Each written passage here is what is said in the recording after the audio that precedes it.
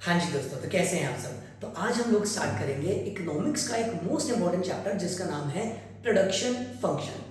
अब इस चैप्टर को स्टार्ट करने से पहले मैं आपको एक छोटी सी बात बताता हूँ जिसको आपको ध्यान रखना है, तो आप ना पर्सपेक्टिव चेंज कर सकते हो और इस चैप्टर को बहुत इजीली समझ सकते हो। बात इतनी सी है कि ये चैप्टर हमें प्रोड्यूसर के पॉइंट ऑफ व्यू से देखना है। आप कंज्यूमर मत बन जाना, आप ये सोचो कि आप प्रोड्यूस कर रहे हो तो आपका माइंडसेट कैसे चलेगा। चैप्टर में बड़ी आसानी होगी। मैं आपको समझाना स्टार्ट कर देता हूं। पहली बार, जब भी हम माइक्रो इकोनॉमिक्स पढ़ते हैं, when we study micro economics, इसका मतलब हम बात कर रहे हैं इंडिविजुअली। Okay sir. नंबर 2, याद रखना हम पूरी इकोनॉमिक्स अभी जो ये पढ़ने वाले हैं प्रोडक्शन फंक्शन में, वो शॉर्ट रन की बात कर रहे हैं। सर ये शॉर्ट रन क्या होता है?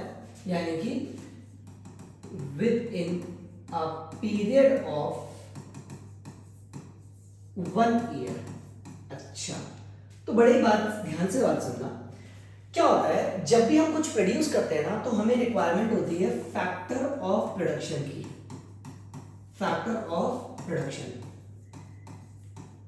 अब ये फैक्टर ऑफ प्रोडक्शन कौन कौन होते हैं? ये 4 चीजें, लैंड, लेबर, कैपिटल और एंटरप्रेन्योर। इन 4 जनों की जरूरत पड़ती है किसी भी चीज को प्रोड्यूस करने के लिए। कौन कौन 4 जन है?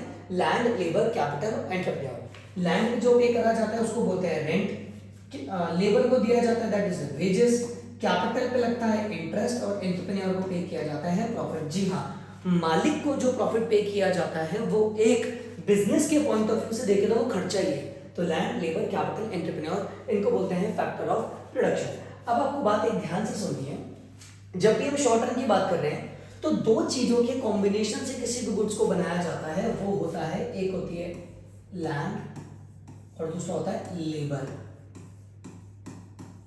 लैंड और लेबर।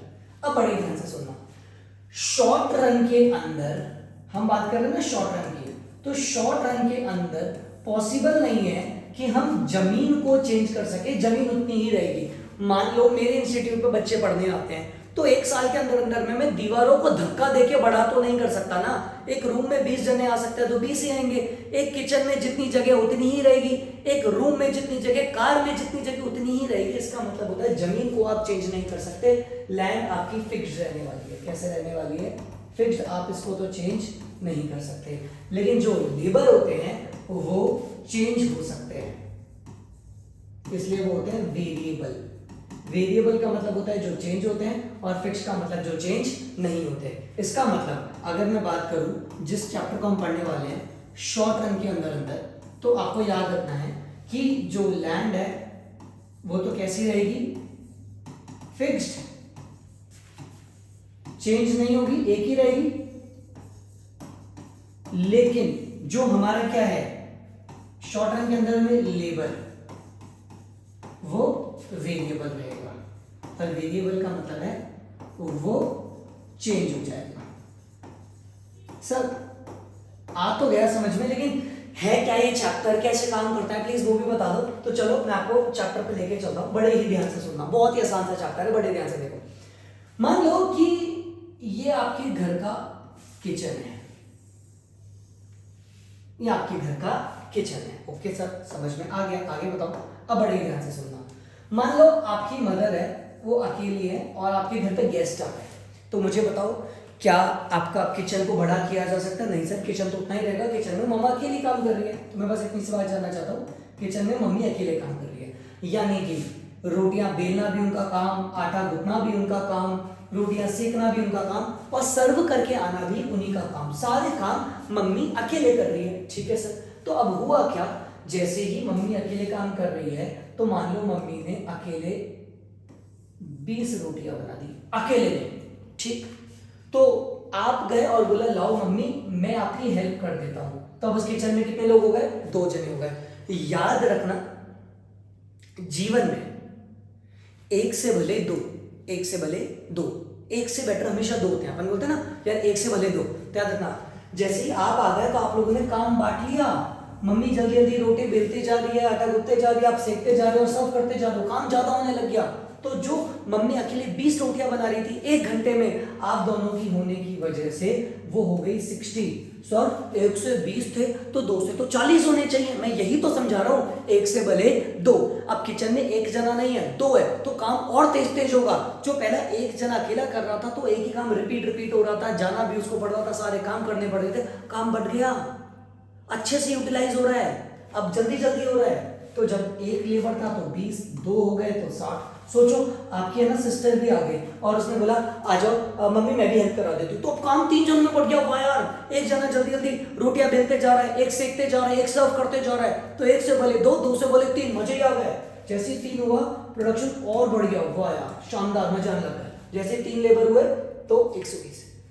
अब है ना किचन में वो जो गेस्ट आए थे ना, उनमें से भी 1 जना आया और बोलते लाओ भाभी जी मैं भी आपकी मदद करवा देती हूँ। मम्मी को बोला अरे काम उतना ही है ना, काम ज्यादा है ही नहीं, जने कितने हो गए 4, 1 किचन, जने कितने 4, तो ठीक है वो हाथ बटा देगी, वो आटा गूंथने में हेल्प कर देगी, लेकिन इतना काम ही नहीं है।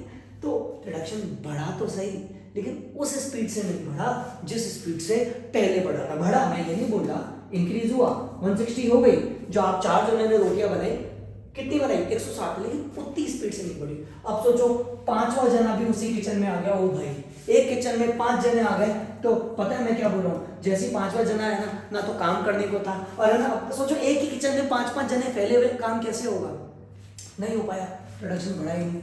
और सोचो उसी किचन में 6ठा जना आ जाए या 7वां जना आ जाए, मुझे बताओ किचन तो उतना सही है ना, एक छोटा सा किचन। सोचो आपके घर के किचन में 7 जने मिलके एक साथ काम करेंगे तो क्या होगा, पता पड़े मम्मी रोटियां बेल रही है, यही कोनी किसी के मुंह में लग रही है, वो सर्व करने जा रही है, सामने किसी की भिड़ रही है, सर सिंपल लैंग्वेज में बोलो तो भसड़ हो जाएगी, काम ही नहीं होगा। हाँ भाई, जैसे ही 6ठा जना आया तो जो काम कर रहे थे ना उनसे भी नहीं हो पाएगा और आपका प्रोडक्शन और डाउन चला जाएगा। मान लो वो हो गया 144, ओ भाई यानी कि कम हो गया। इसी को बोला जाता है लॉ ऑफ प्रोडक्शन फंक्शन, और यही हमारा चैप्टर है। सर क्या है चैप्टर, मैं आपको समझाता हूँ, पहले मेरी बात बड़े ही ध्यान से सुनना, मैं आपको लॉ लिख कर दे रहा हूँ। क्या है ये बोलता है चैप्टर, जैसे जैसे हम फिक्स फैक्टर को वेरिएबल फैक्टर के साथ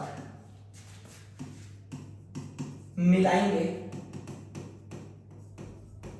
आप चाहो तो उसको लिख सकते हो, यही याद रहेगा आपको। आप सोचो कि मैं रट्टे मार के कर लूं, नहीं सर, यही चीज आपको दिमाग में बैठानी है और इसी को इंग्लिश में कन्वर्ट करना है। एज इट इज लॉ लिख कर दे रहा हूं मैं आपको। जैसे जैसे हम वेरिएबल फैक्टर को फिक्स फैक्टर के साथ मिलाएंगे, एक स्टेज ऐसी जरूर आएगी जहां पे टोटल प्रोडक्शन स्टार्ट डिक्लाइनिंग, यानी कि आपका प्रोडक्शन डिक्लाइन होना स्टार्ट कर जाएगा। जैसे मैंने आपको बोला ये आपका किचन, जब किचन तो सेम ही रहेगा ना, किचन तो चेंज नहीं हो सकता, तो मैंने आपको बात कर दिया ये है पीस ऑफ लैंड, तो लैंड तो 1 2 3 4 5 6 7 जमीन तो एक ही रहने वाली है, चेंज नहीं होगी। जो चेंज होगा वो क्या होगा, लेबर। 1 2 3 4 5 6 7 है ना, तो इससे आपका प्रोडक्शन कितना हुआ, चैप्टर का नाम ही क्या है, प्रोडक्शन फंक्शन, तो इससे आपका प्रोडक्शन कितना हुआ टोटल में, इसलिए इसका नाम रखते हैं टीपी। तो जब एक किचन में यानी कि जमीन, एक लेबर की यानी कि मदर, तो जब अकेले काम कर रही थी तो कितना हुआ 20, 2 ने काम किया तो 1 से भले 2 वो हो गया 60, 3 ने काम किया तो 2 से भले 3 तो वो हो गया 120। लेकिन जैसे ही चौथा जना आया, जैसे ही आपका चौथा जना आया तो अब की बार प्रोडक्शन बढ़ा तो सही, लेकिन उतनी स्पीड से नहीं बढ़ा और वो हो गया 160। कितना हो गया 160, बोलो बात समझ में आया, हाँ सर समझ में आया। पांचवें के अंदर बढ़ा तो सही, या मैं बोलता हूँ बढ़ा ही नहीं, कितना हो गया 160 ही था। और जैसे ही 6ठा जना आ गया, 1 2 3 4 5 6 और 6ठा जना आते ही तो पता है आपको क्या हालत हो गई, जो प्रोडक्शन अच्छा खासा चल रहा था वो भी नेगेटिव होके 144 पे पहुंच गया। इसी को बोलते हैं लॉ ऑफ प्रोडक्शन फंक्शन। जैसे जैसे जैसे जैसे जैसे जैसे हम वेरिएबल फैक्टर को फिक्स फैक्टर से मिलाएंगे, जैसे जैसे हम फिक्स फैक्टर को वेरिएबल फैक्टर से मिलाते जाएंगे मिलाते जाएंगे मिलाते जाएंगे मिलाते जाएंगे मिलाते जाएंगे, एक स्टेज ऐसी जरूर आएगी जहां पे टोटल प्रोडक्शन स्टार्ट डिक्लाइनिंग। ये आपका टोटल प्रोडक्शन था, एक ने किया 20, दो ने मिलके 60, तीन ने 120, चार ने 160, पांच में और छठे पे। सर ये कम क्यों हो रहा है? सर आपने ही तो बताया एक ही किचन में इतने जने डालोगे तो भसड़ तो होगी, ऑब्वियस सी बात है। इसी को बोलते हैं लॉ ऑफ प्रोडक्शन फंक्शन। क्या बोलते हैं? Law of production function. आई बात समझ में? हाँ सर, मजा तो आया। मैं आपको ना तुम्हारे हिसाब से बताता हूं। मान लो कि तुम्हारे घर की छत है, अब तुम अकेले पतंग उड़ा रहे हो अकेले, तो तुमने क्या किया? ऐसे चरखी पकड़ ली, पतंग लंबी कर रहे हो, फिर लंबी हो जाने के बाद इस हाथ में चरखी पकड़ के ईंट उठा के उसके नीचे भी रखी, फिर अगर खराब हो गई तो ऐसे खुद से अपने हाथ से बांध रहे हो, इस हाथ से पतंग उड़ा रहे हो, सारे काम खुद कर रहे हो। तो जब अकेले कर पा रहे थे तो मैं ऐसे बोल देता हूँ, मान लो तुमने ना टोटल घर से 20 पतंगे उड़ा ली अकेले एक जने ने। अब एक से भले दो, एक से भले दो, अब एक पतंग उड़ा रहा है, दूसरा और साथ में उड़ा रहा है, वो एक चरखी लगा देता है, एक पतंग उड़ा लेता है, जब दूसरी करता है तो पहला कर लेता है, साथ में उड़ा लेता है। एक से भले दो, तो दो हो गए तो मान लो 80।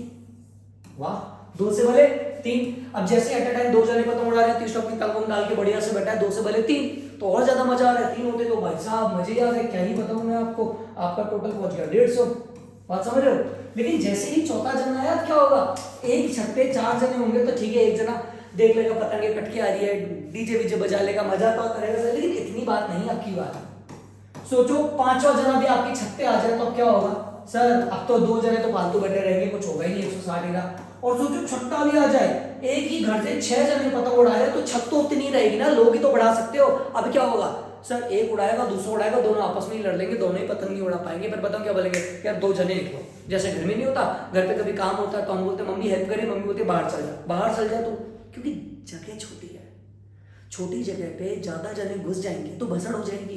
यही लॉ ऑफ प्रोडक्शन फंक्शन बोलता है, जैसे जैसे वेरिएबल फैक्टर के साथ फिक्स फैक्टर मिलता जाएगा मिलता जाएगा मिलता जाएगा, एक स्टेज ऐसी जरूर आएगी जहां पे टोटल प्रोडक्शन स्टार्ट हो जाएगा डिक्लाइनिंग। बोलो बात समझ में आया? हाँ जी सर, बात समझ में आ चुकी है। आओ इसका एक अपन देखते हैं पूरा का पूरा ढंग से कि किस तरीके से इसको करा जा रहा है। चलो देखते हैं।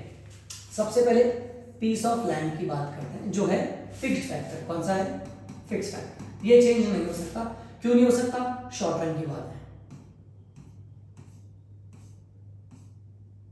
ठीक है। इसके पास में लिखते हैं लेबर। ये चेंज हो सकता है, हाँ, क्योंकि शॉर्ट रन में फिक्स फैक्टर चेंज नहीं हो सकता, लेकिन वेरिएबल फैक्टर हो सकता है। 1 2 3 4 5 6 7। अब ये है टीपी। टीपी की फुल फॉर्म होती है टोटल प्रोडक्शन। तो जब एक जना था 100, एक से भले दो 220, दो से भले तीन 390, 4 जने आते ही हाँ प्रोडक्शन बढ़ा, लेकिन उतनी स्पीड से नहीं बढ़ा जितना पहले बढ़ रहा था। 5 में बढ़ा लेकिन थोड़ा सा बढ़ा, छठे में तो बिल्कुल ही नहीं बढ़ा, सेम रह गया, और 7वें में उल्टा कम और हो गया। बोलो बात समझ में आया? अब मैं आपको बताना चाहता हूं, इसको बोलते हैं टीपी। टीपी का मतलब हो जाता है टोटल प्रोडक्शन। टीपी का मतलब क्या हो गया हमारा? Total production. टीपी का मतलब है हमारे यहाँ पे टोटल प्रोडक्शन। बात समझ में आया? टीपी का मतलब यहाँ पे क्या है? Total production. अब है ना, अब मेरी बात बड़े ही ध्यान से सुनना, यानी कि जितना भी मैं बनाते जा रहा हूँ सबका टोटल है। अब मैं यहाँ पे निकालना चाहता हूँ एमटी। एमटी का मतलब होता है मार्जिनल प्रोडक्शन। प्लीज याद रखना, एमटी का मतलब होता है मार्जिनल, और मार्जिनल का मतलब है एडिशनल। यानी कि मैं तो बोलूं तो एक की वजह से कितना, एक की वजह से कितना। तो बड़ी बात ध्यान से सुनना, एक लेबर जब था आपके पास, जब आपके पास कितने लेबर थे? एक लेबर था तो कितना प्रोडक्शन हुआ? 100, तो एक की वजह से 100। दो को मिला के 220 है, दो को मिला के 220, तो दूसरे की वजह से कितना हुआ? 100 तो पहले की वजह से, दूसरे की वजह से चेंज कितना है? सर 220 और 100 तो पहले ही था, तो इसकी वजह से कितना हुआ? 120। अच्छा सर, नीचे वाले में से ऊपर वाले को माइनस कर दूंगा तो एडिशनल निकलता जाएगा। बोलो बात समझ में आया? हाँ सर। अब 390 में से 220 को माइनस करूंगा तो आ जाएगा 170, मतलब तीसरे की वजह से 170। अब यहाँ पे करूंगा तो हो जाएगा 90, यहाँ पे करा तो अपना हो गया 20, यहाँ पे किया तो 0, और यहाँ पे किया तो माइनस का 10। बोलो बात समझ में आया? यही मैं आपको बता रहा था कि जैसे जैसे हम लेबर को लैंड के साथ मिलाते जाएंगे, एक स्टेज ऐसी जरूर आएगी, एक स्टेज ऐसी जरूर आएगी जहां पे टोटल प्रोडक्शन स्टार्ट डिक्लाइनिंग, आपका टोटल प्रोडक्शन डिक्लाइन होना स्टार्ट कर जाएगा। तो आप देख सकते हो यहाँ पे आपको टोटल 3 स्टेजेस मिलेगी। कितनी स्टेजेस मिलने वाली है आपको? यहाँ पे टोटल आपको मिलेगी 3 स्टेजेस। कौन कौन सी 3 स्टेजेस? पहली ये वाली स्टेज, यहाँ पे इंक्रीजिंग रिटर्न है, सब कुछ बढ़ रहा है, इंक्रीज हो रहा है। फिर यहाँ पे बढ़ तो रहा है लेकिन कम रेट से, तो इसको बोलते हैं डिक्रीजिंग रिटर्न। बढ़ तो रहा है लेकिन कम कम। और लास्ट में आ जाती है नेगेटिव रिटर्न। ओ भाई, आपकी बात जो काम है वो ही कम हो गया, उल्टा पहले से भी बर्बाद हो गया, 500 से उल्टा नीचे आ गए प्रोडक्शन और कम हो गया, इसको बोलते हैं नेगेटिव रिटर्न। बोलो बात समझ में है? इसी को बोला जाता है law of production function, law of production function. अब इस चैप्टर के अंदर आपसे कुछ न्यूमेरिकल क्वेश्चन पूछे जाते हैं, इनके ग्राफ पूछे जाते हैं, सब कुछ मैं कराते हुए चलता हूँ। अगले 10 मिनट में आपको मैं फ्री कर दूंगा, आपको बस ये चीज समझानी थी, इसलिए मैंने मेहनत करी यहाँ पे। हो गया हो तो बता दूं आगे, ठीक है सर? अब बड़े ध्यान से देखो, मैं वही करता हूँ। सबसे पहले लैंड, यहाँ पे आ गया लेबर। आंसर आप करोगे मेरे से पहले, मैं पहले ही बोल रहा हूं, मुझसे पहले आंसर आपका आना चाहिए। टीपी का मतलब क्या होता है? Total production. सर मजा आ जाए अगर आप नीचे लिख दो तो ये लो, टीपी का मतलब होता है, आप भी लिख लो, sum total of all production. सबको टोटल करते जाओगे तो निकलेगा टीपी। सर फिर एमपी भी लिख दो अगर इतना लिख ही रहे हो तो। एमपी का मतलब होता है additional production, additional production after additional labour. जैसे जैसे लेबर ऐड किया और जो जो प्रोडक्शन बढ़ता गया उसको क्या बोलते हैं? एमपी। और आपको पता है एमपी निकलता है कैसे? एमपी निकलता है अगर टीपीएन में से अगर टीपीएन -1 कर दे, यानी कि ऊपर नीचे वाले, ऊपर वाले में से नीचे वाला माइनस कर दे, तो जो भी डिफरेंस होगा ना, एमपी इज द डिफरेंस, इसलिए एमपी को डेल्टा भी बोला जाता है। एमपी का मतलब होता है डिफरेंस, ठीक है? तो मैंने एक को एम्प्लॉय किया तो आपके पास कितने आ रहे थे? मान लो 50, एक से भले 2 तो वो हो गया मान लो 120, तो 2 से भले कितने हुए? 3 में तो और मजे आ गए, तो मान लो आपके हो गए 210, ठीक है? तो चौथे में बढ़ा लेकिन उतना मजा नहीं आया जितना पहले आया था, तो मान लो चौथे में हो गए, बढ़ा तो था, ये हो गया 240, ठीक है? तो 5 में तो बिल्कुल ही नहीं बढ़ा, 240 रह गया, और छठे में उल्टा कम और हो गया, ये हो गई 3। तो एमपी के बाद हम यहाँ से क्या निकाल सकते हैं? सर टीपी के बाद हम निकाल सकते हैं एमपी। एमपी का मतलब हो जाता है मार्जिनल, यानी कि चेंज। तो पहले वाले की वजह से कितने बने? 50, दूसरे वाले की वजह से 70, तीसरे वाले की वजह से 80। यहाँ तक तो सब कुछ बढ़ रहा है, यहाँ पे सब कुछ बढ़ रहा है, तो इसीलिए बोलते हैं इसको कौन सी return? Increasing return. Okay, understand. नीचे वाले में देखते हैं, यहाँ पे अब क्या हुआ? यहाँ पे 30 ही बढ़ा, यहाँ तो बढ़ा ही नहीं, और यहाँ पे तो भाई साहब -60 चला गया। तो ये जो था दिस इज बढ़ा लेकिन कम, तो इसको बोलते हैं डिक्रीजिंग रिटर्न, और यहाँ पे आ गया हमारा नेगेटिव रिटर्न। बोलो बात समझ में आया? हाँ जी सर, मजे से आ गया। अब तो एग्जाम्पल भी समझ में आया और ग्राफ भी समझ में आया। अब हमारे को बस आप जल्दी से बता दो इसका डायग्राम जो आप बात कर रहे थे वो क्या था। आओ समझाता हूँ, देखो बड़े ध्यान से। अपन बात करते हैं वापस से, अब की बार वापस से मैं थोड़ा सा जल्दी करूंगा। देखो यहाँ लाइन तो वही रहेगी, यहां लिखा लेबर,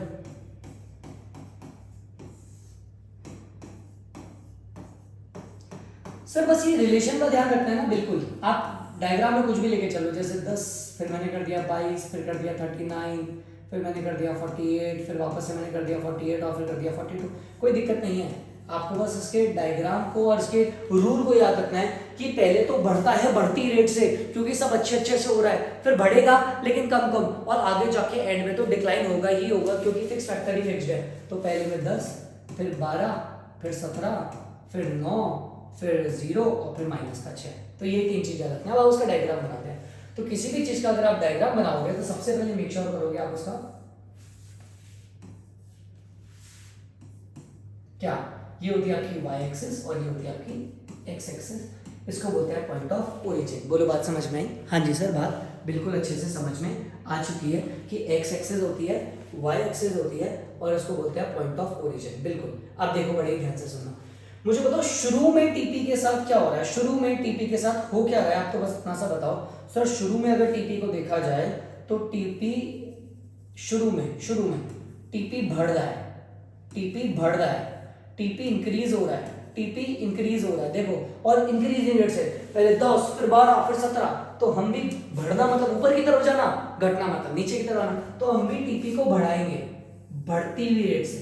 ये मैंने टीपी को इंक्रीज किया इंक्रीजिंग रेट से। उसके बाद क्या हुआ सर, उसके बाद टीपी बढ़ा तो सही है लेकिन कम कम रेट से बढ़ा है। अब की बार बढ़ा तो है, ये देखो बढ़ा है 17 से, उसके बाद 9 से बढ़ा है, 39 से 48 हुआ है, बढ़ा है लेकिन कम रेट से। ठीक है, तो मैं भी बढ़ाऊंगा लेकिन कम रेट से, बढ़ाया लेकिन कम रेट से। उसके बाद सर टीपी कांस्टेंट हो गया, मतलब आगे ही नहीं बढ़ रहा, तो मैं भी वही कर दूंगा, टीपी को मैं भी इंक्रीज नहीं करूंगा और टीपी को कांस्टेंट ले जाऊंगा। ये लो टीपी कांस्टेंट, ये लो। उसके बाद टीपी ने क्या किया सर, उसके बाद टीपी 48 से सीधा 42 आ गया, इसका मतलब टीपी हमारा डिक्लाइन होना स्टार्ट कर दिया। टीपी हमारा क्या कर दिया, डिक्लाइन होना स्टार्ट कर दिया। तो ये लो मैंने भी टीपी को डिक्लाइन कर दिया, ये लो मैंने भी टीपी को डिक्लाइन कर दिया। इस पूरे कर्व को हमने क्या बोला, इसको हमने बोला टीपी कर्व।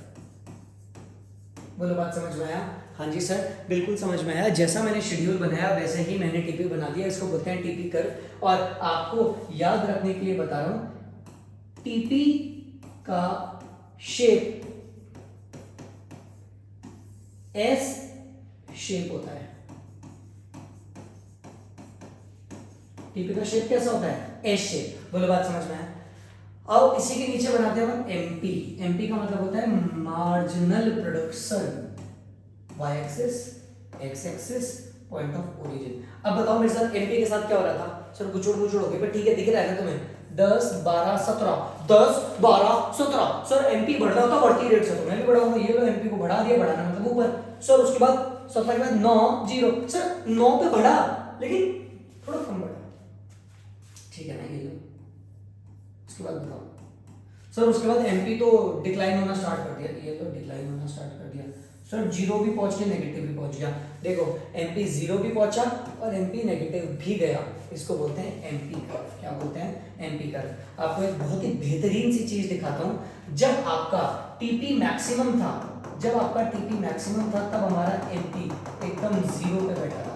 दिख रहा है आप लोगों को? जब आपका टीपी मैक्सिमम था तब एमपी हमारा कैसे था, जीरो था। और आपको पता है ये जो एमपी नेगेटिव गया ना, इसी वजह से टीपी ने डिक्लाइन लेना स्टार्ट किया, इसी वजह से। और जब तक ये बढ़ रहा था ना बढ़ती रेट से, तब तक एमपी टॉप पे पहुंचा था, ऐसा था। ये होता है टीपी और एमपी के साथ में। बोलो बात समझ में? हाँ जी सर, यानी कि एमपी नेगेटिव जाता है लेकिन टीपी कभी भी नेगेटिव नहीं जाता। बोलो बात समझ में? हाँ सर, बात तो समझ में आई। आओ एक छोटी सी बात और करते हैं, उसके बाद इस चैप्टर के एंड तक बात करते हैं। सबसे पहले वही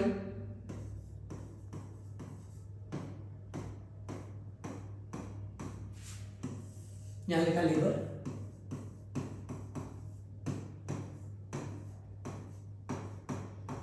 और यहां पे हमने लिखा टीपी। क्या लो बताओ, कुछ भी ले लो सर, अब तो हमें आ गया। लो 100 ले लेते हैं, 220 ले लेते हैं, 390 ले लेते हैं, बढ़ती बढ़ती 480 ले लेते हैं, वापस से 480 ले लेते हैं और 420 ले लेते हैं। सर अब तो हम भी सीख गए कि कब बढ़ाना है कब घटाना है। बहुत बढ़िया मेरे बच्चे। एमपी निकालते हैं तो 100 चेंज, इसमें से ऊपर वाला माइनस 120 170, कितना बचा 90, फिर 0 फिर माइनस का 60। ठीक है, अब बड़े ध्यान से सुनना।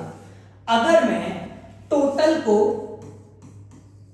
लेबर से डिवाइड कर देता हूं, इसका मतलब टोटल को क्वांटिटी से डिवाइड, तो जो निकलता है उसको बोलते हैं एवरेज। क्या बोलते हैं, एवरेज। तो यानी कि ये जो वैल्यू निकलेगी इसको हम बोलेंगे एपी।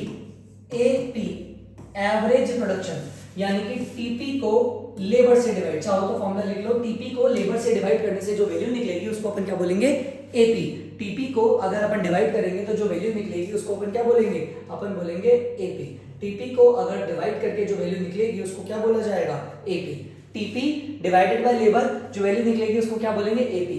तो 100 divided by 1 100, 200 divided by 2 110, 390 divided by 3 130, 480 divided by 4 120, 480 divided by 5 तो ये आपका हो जाएगा 480 को अगर डिवाइड करेंगे तो ये बचेगा 96 और फिर 420 को अगर 6 से करेंगे तो ये हो जाएगा 70।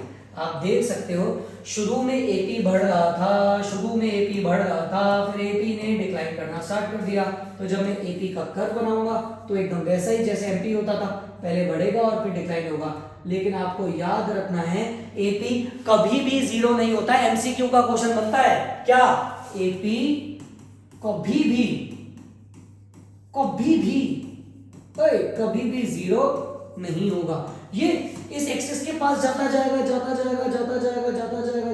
लेकिन कभी भी इस एक्स एक्सिस को टच नहीं करेगा, क्योंकि टीपी कभी जीरो नहीं होता, प्रोडक्शन कभी जीरो ही नहीं हो सकता, तो उसका एवरेज भी कभी भी जीरो नहीं होगा। आप कितने बढ़ाते जाओ वैसे इंसान रुक जाएगा, लेकिन ये कभी जीरो नहीं होगा। तो this is TP MP AP. Now my most important question आप लोगों से, पहले वाले लेबर ने 100 दिए, दूसरे वाले लेबर ने 120 दिए, तीसरे वाले ने 70 दिए, चौथे ने 90, पांचवा तो वाहियात 0 दिया, और छठे की तो बात ही क्या बोलूं, -60 दे दिया।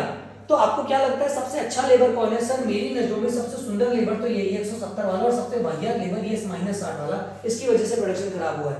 लेकिन इस लॉ का एक अजम्पशन ध्यान रखना, सारे के सारे लेबर इक्वल है, all labour are equal, all labour are equal, सब बराबर है।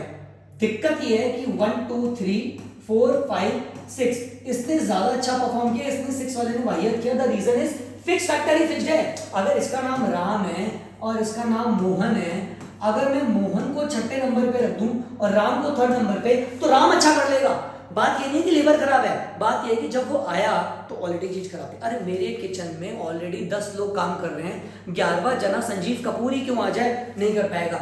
एक क्रिकेट के ग्राउंड में 100 लोग खेल रहे हैं, 101वां विराट कोहली क्यों ना आ जाए, बैटिंग नहीं होगी। सर रीजन इसलिए नहीं कि विराट कोहली अच्छा प्लेयर नहीं है, बहुत अच्छा प्लेयर है। द रीजन सर ग्राउंड पहले ही भरा हुआ है, कहां खेलेगा बेचारा, दिस इज द रीजन। बात समझ में आया? All labour are equally efficient. कैसे होते हैं ऑल लेबर आर इक्वली? चलो अगली बात ध्यान से करते हैं। शुरू में हमने देखा कि टीपी इंक्रीज हो रहा था, क्वेश्चन इज KYU क्यों? तो पहला reason better coordination, better coordination किस किस के बीच में, फिक्स फैक्टर और वेरिएबल फैक्टर। ठीक है, एक छोटा किचन 2-3 लोग, बहुत ही बढ़िया, अच्छे से काम हो रहा था, तो कोऑर्डिनेशन कैसा था, बेटर कोऑर्डिनेशन। बात समझ में आया? फिक्स फैक्टर का इफेक्टिव यूटिलाइजेशन, जो हमारी जगह है उसको हमने अच्छे से यूटिलाइज किया, और वेरिएबल फैक्टर का इफेक्टिव यूटिलाइजेशन, उसको भी हमने अच्छे से यूटिलाइज किया। इस वजह से टीपी बढ़ता है बढ़ती हुई रेट से। लेकिन अगर आप आगे चलोगे तो आपका क्वेश्चन बनता है कि आगे जाके क्यों प्रोडक्शन डिक्लाइन हुआ? तो आपको याद रखना है पहला रीजन पुअर कोऑर्डिनेशन। आई गए, क्या रखना है, poor coordination between the factors. Second, sir fix factor ही फिक्स्ड है, fix factor is fixed, fix factor change नहीं हो सकता।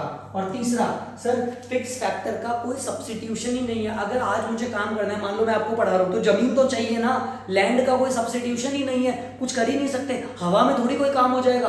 तो there is no substitution of fix factor. इस वजह से हमारे को डिक्लाइन मिलता है। पहली बात तो भैया, जब एक ही किचन में 20-25 लोग काम करेंगे तो भैया कोऑर्डिनेशन होगा। फिक्स फैक्टर को क्या करूं, धक्के देके बढ़ा नहीं सकता, और फिक्स फैक्टर की जगह किसी और चीज को लगा नहीं सकता। इसी वजह से हमारे को जो मिलते हैं वो पुअर कोऑर्डिनेशन मिलता है। आई होप आपको समझ में आया होगा। हाँ जी सर, बहुत अच्छे से समझ में आया। अब एक काम करो, अगर आपको समझ में आया तो आप मुझे ये क्वेश्चन करके दोगे, और आप इसका पूरा का पूरा मुझे ग्राफ बना कर दोगे। टीपी एमपी एपी मैं आपको बता देता हूं, सिर्फ टीपी, आपको एमपी और एपी मुझे निकाल कर देने हैं। तो पहले में थे 200, सेकंड में हुए 500, थर्ड में 900, फिर 1200, फिर 1300, वापस 1300 और फिर हो गए 1050। ये लो, एमपी निकाल के दो, एपी निकाल के दो, फिर इसका ग्राफ बना कर दो, एक और ग्राफ, एक और ग्राफ, तीनों ग्राफ मैं आपका वेट करूंगा। अगर आप जैसे इस वीडियो को कंप्लीट कर लो, मुझे सॉल्यूशन दे दो, तो इस नंबर पे आप मुझे सॉल्यूशन भेजोगे, मैं आपको बताऊंगा आपने प्रेजेंटेशन सही किया है या नहीं किया। आप इस पे मुझे अपना सॉल्यूशन भेजोगे और मैं वेट करूंगा बहुत अच्छे से कि आपने इस क्वेश्चन को अच्छे से किया है, और होगा तो अगली क्लास में मैं आपको और ज्यादा प्रैक्टिकल पार्ट करवा पाऊंगा। आई होप आपको प्रोडक्शन फंक्शन समझ में आया।